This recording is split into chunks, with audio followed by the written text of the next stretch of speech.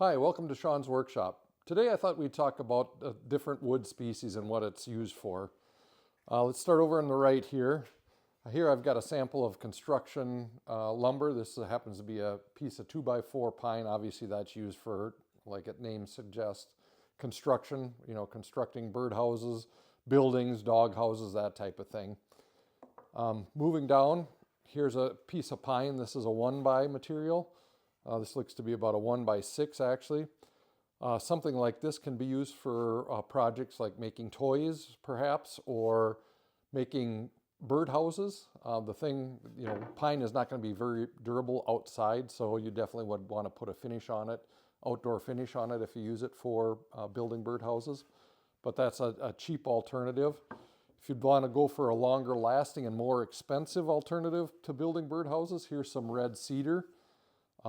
That's more rot resistant, and again, it's more durable for outdoors. I would still put an outdoor finish on it, but it'll last much longer than pine. But that's an example that you could use, is red cedar for birdhouses or outdoor projects such as garden benches, picnic tables, that type of thing. Moving down here, this is a piece of basswood. You can see I was playing around with it. I actually use this for carving. This carves really easy. That's really the main purpose that I use basswood for. I'm sure there's other purposes, but it's really softwood and works excellent for carving. Moving down the line, this is a piece of poplar. I use this mainly for, I also make ornaments. I use this because you can see it's kind of got a green hue to it. So it's unique in using it for things like making ornaments or decorations, that type of thing. It's also more on the softer end of the hardwood species as well. Now getting more into the furniture building materials. This is mahogany. Now this is going to be pretty expensive if you're going to build a project completely out of mahogany, but this is a piece of mahogany. I actually use this also for carving wood spoons. It actually carves pretty easy even though it's a dried piece of mahogany, but that's an example of what I use a piece of mahogany for. But again, furniture is a big one for that, but expect to pay quite a bit of price for if you're going to build the whole project out of mahogany. Another piece for building furniture or even kitchen cabinets, this is a piece of maple. You can see it's got a nice white color to it, smooth grain. If you use a clear finish, it still will yellow a little bit, but that's more of your white colored lumber. Again, I would use that for furniture building or kitchen cabinets, that type of thing, dressers, whatever. Moving down, this is a piece of cherry. Obviously, you can see this is cut right from a log, but this is a piece of cherry that can be used for making furniture once you plane it down, rip off the edges, or you can do it, live edge is a big deal now, where you actually keep the bark on the edge of the lumber. Like making a coffee table or an end table with live edge on it, or a bar maybe for having the live edge.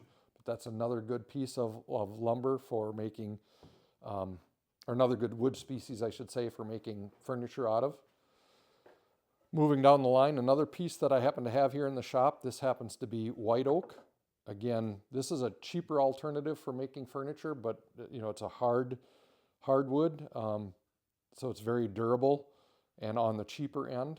So that's a good material for making furniture out of. Kitchen cabinets, you still can make it out of oak, but right now that's not probably in as much as like a hickory or cherry or maple for making kitchen cabinets. But I have made quite a bit of pieces of furniture out of oak. Another one that I don't have here that looks very close to this is ash. Actually, in the next few years, there'll probably be an abundance of ash with the emerald ash borer coming around and decimating the ash tree population. You'll probably see the price decline at first because the market will be flooded, and then it'll be hard to get once that goes through the market. Here, this is another piece of oak, believe it or not, but this is thermally treated.